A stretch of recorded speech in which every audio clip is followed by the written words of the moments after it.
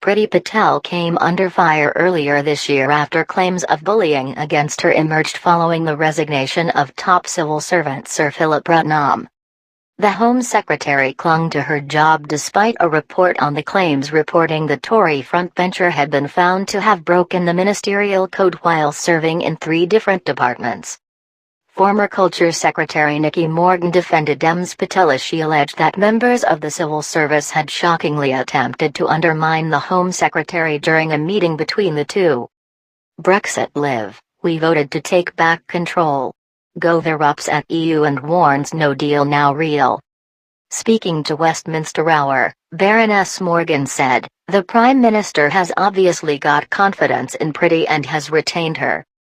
And at the end of the day, Priti obviously gave an apology on Friday. But what the report also said was that there were issues on both sides.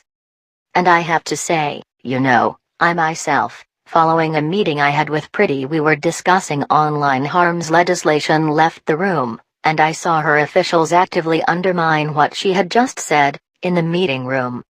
She continued, "I was shocked. My officials at DCMS were shocked.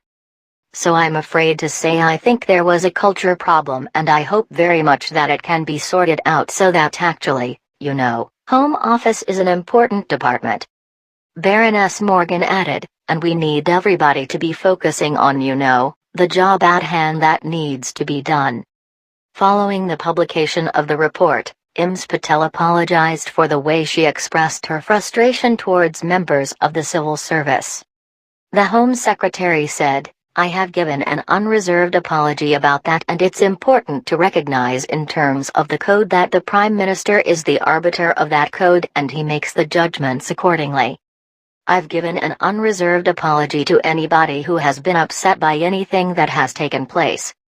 Prime Minister Boris Johnson threw his full support behind the Home Secretary while reiterating the importance of avoiding and reporting bullying behaviors.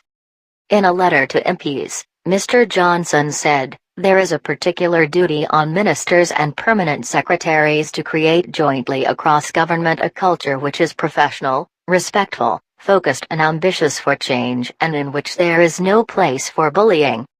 Other parliamentarians from the Conservative benches have also spoken out in defense of Ms Patel. Writing in the Sunday Express, Leader of the House Jacob Rees-Mogg insisted the Home Secretary is who we need. Sir Philip Putnam, who quit as the Home Office's permanent secretary after accusing Ms Patel of a vicious and orchestrated briefing campaign against him, said he was not interviewed for the inquiry despite having launched a constructive dismissal claim at an employment tribunal. Former Tory leader Sir Ian Duncan Smith defended Ms Patel, saying that she didn't just erupt, there were problems that were forcing her to the point where she simply couldn't get the job done. Despite Ms Patel's apology, former Home Secretary and Conservative peer Ken Clarke said he was troubled by the very awkward situation.